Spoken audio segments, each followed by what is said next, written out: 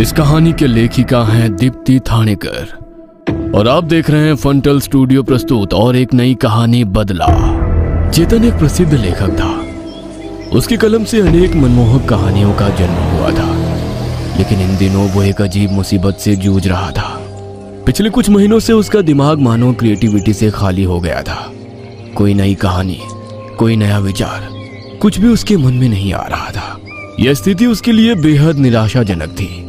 वह दिन रात इसी चिंता में डूबा रहता था कि कहीं उसकी लेखन कला हमेशा के लिए खत्म ना हो जाए।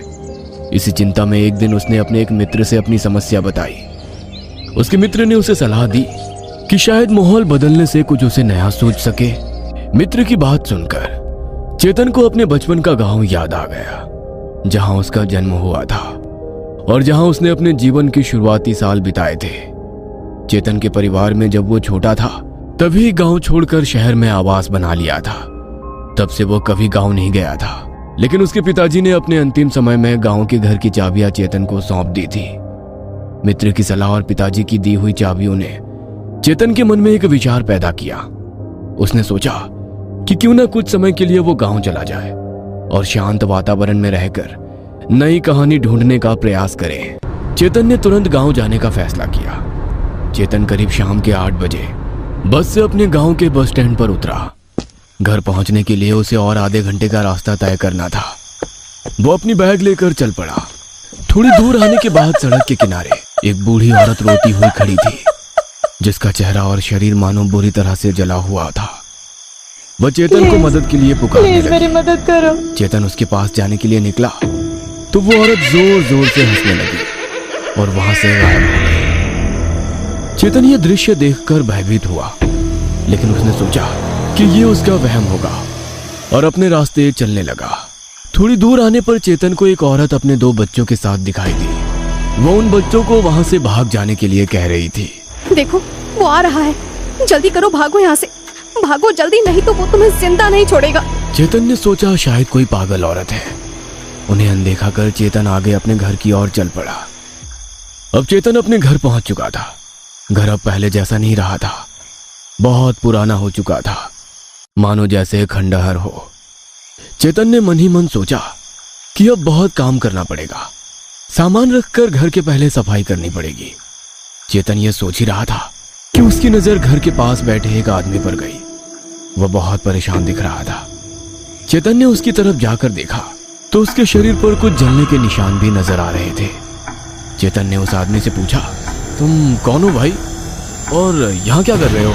उस आदमी ने चेतन की ओर देखते हुए कहा, मैं बहुत परेशान हूँ मालिक, मैंने खाना भी नहीं खाया है। अगर आप मेरी कुछ मदद कर दें तो बड़ी मेहरबानी होगी। ऐसा कहकर उसने चेतन के पैर पकड़ लिए। चेतन ने उसे उठाया और कहा, अरे मैं तो इस गांव में अभी अभी आया हूँ, मैं क्या तुम्हारी मदद कर सकता हूँ? हाँ, मगर तुम ये घर साफ करने में मेरी मदद कर दो तो मैं तुम्हें कुछ पैसे जरूर दूंगा। उस आदमी ने थोड़ी देर सोच के कहा, मालिक, मेरा नाम भैरू है, मेरा कोई घर नहीं है। अगर आप मुझे यहाँ रहने की इजाजत दे दें तो मैं घर का सारा काम कर दूंगा और आपको कभी कोई शिकायत का मौका नहीं दूंगा। चेतन को भैरू का ये सुझाव पसंद आया और चेतन ने भैरू को घर में रहने की इजाजत दे दी। घर की सफाई करते करते रात बहुत हो चुकी थी। दिन भर की यात्रा और घर की सफाई करके चेतन बहुत थक गया था। चेतन को नींद तो बहुत आ रही थी, लेकिन वो जब भी सोने का प्रयास करता उसे वो सड़क की बूढ़ी औरत और वो बच्चों वाली पागल औरत सपने में दिखाई देते थे। सपने में वो चेतन को करीब आते और उससे मदद मांगते थे। घबराहट में चेतन की नींद खुल जाती थी। दिन बीतते जा रहे थे। चेतन को कुछ बेचैनी सी हो रही थी। उसे कोई कहानी भी सूझ नहीं रही थी। चेतन बहुत परेशान हो गया था। ऐसे ही एक रात चेतन ने शराब की बोतल खोली और शराब पीने लगा, मगर उसे अकेले पीने में मजा नहीं आ रहा था। इसलिए उसने भैरू को भी अपने साथ शराब पीने के लिए बुलाया।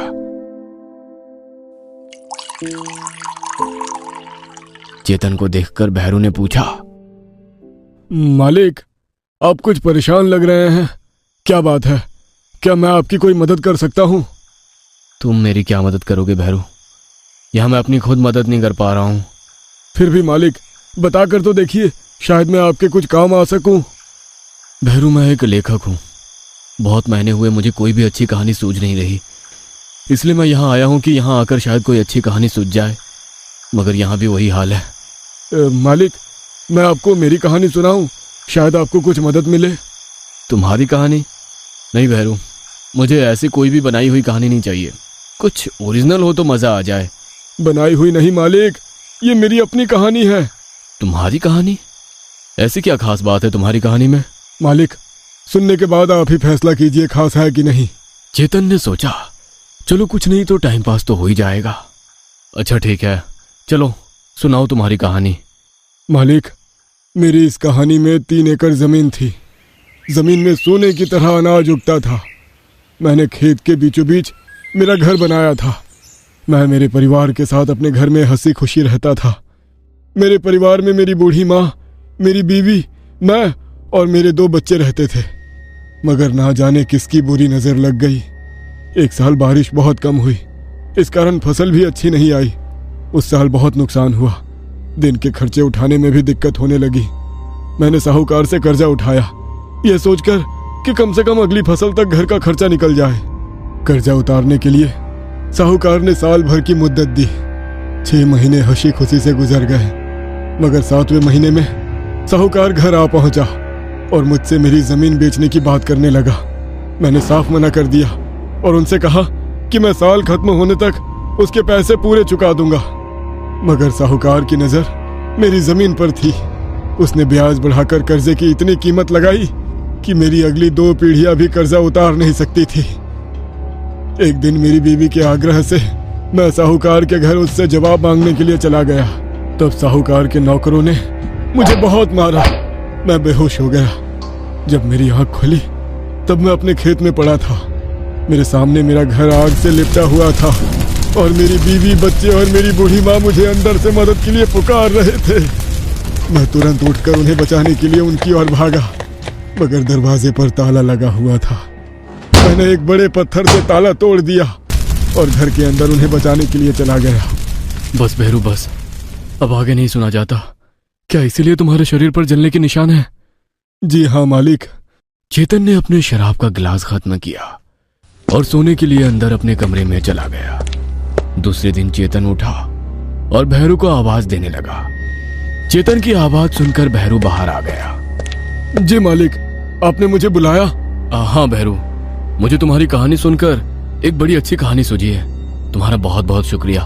अब मैं कहानी लिखने के लिए बैठ रहा हूँ, मुझे बिल्कुल भी डिस्टर्ब मत करना। मैं बुलाऊं तभी आना। भैरू ने सकारात्मकता से सिर हिलाया।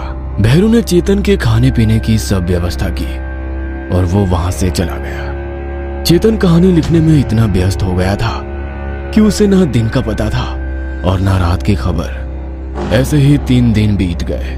चेतन अभी कहानी के अंत तक पहुंचा था, मगर उसे कहानी का अंत कैसे करे ये सोच नहीं रहा था। बहुत सोचने के बाद उसने भैरू को आवाज लगाई। अब भैरू, मुझे कहानी का अंत सूझ नहीं रहा है। तुम बताओ, तुमने अपने परिवार को कैसे बचाया और उसके बाद तुम लोगों ने क्या क्या किया? मालिक, मैं तो बता रहा था, मगर आपने ही मुझे रोक दिया। हाँ भैरू, सॉरी, मगर मैं अब सुनना चाहता हूँ कि आगे क्या हुआ। मैं बता तो दूंगा मालिक, मगर क्या आप सुन पाओगे? हाँ, सुन सकता हूँ। अब पहेलियां ना बुझाओ, मुझे बता दो आगे क्या हुआ। मैं ताला तोड़कर घर के अंदर चला गया। मुझे देखकर सब लोग मुझसे लिपट गए। उन सबको लेकर मैं बाहर निकल ही रहा था कि घर के बाहर साहूकार खड़ा दिखाई दिया। उसने दरवाजा बाहर से बंद कर दिया। हम सब अंदर से मदद के लिए चीखते चिल्लाते रहे, मगर उसे हम पर दया नहीं आई और हम सब आग में जलकर भस्म हो गए। जलकर भस्म हो गए? ये क्या बोल रहे हो? अगर तुम उस आग में जलकर मर गए हो तो मेरे सामने कैसे खड़े हो? मालिक, सिर्फ मैं ही नहीं, मेरा पूरा परिवार यहाँ है। वो देखो। इतना बोलकर भैरू जोर जोर से हंसने लगा। चेतन ने नजर घुमाई तो वो सब लोग वही थे जो उसके सपने में उसे दिखाई दे रहे थे। चेतन बहुत घबरा गया और वो घर से बाहर भागने लगा। इतने में घर के सभी दरवाजे अपने आप बंद हो गए। चेतन ने मदद के लिए खिड़की खोली तो भैरू उसके परिवार के साथ बाहर खड़ा हुआ हंस रहा था। चेतन रोते हुए डरकर भैरू से बोला, भैरू प्लीज प्लीज मुझे जाने दो, मेरी क्या गलती है? मैंने तुम्हारा क्या बिगाड़ा है? प्लीज मुझे जाने दो। मालिक, मैंने जो आपको अपनी कहानी सुनाई उसके साहूकार आपके दादाजी थे, और ये जमीन जिस पर ये घर बना है वो मेरी है। मैं अपनी जमीन किसी को नहीं दूंगा। इतना कहकर भैरव और उसका परिवार चेतन को गुस्से से देखने लगा, और देखते ही देखते चेतन का पूरा घर जलने लगा।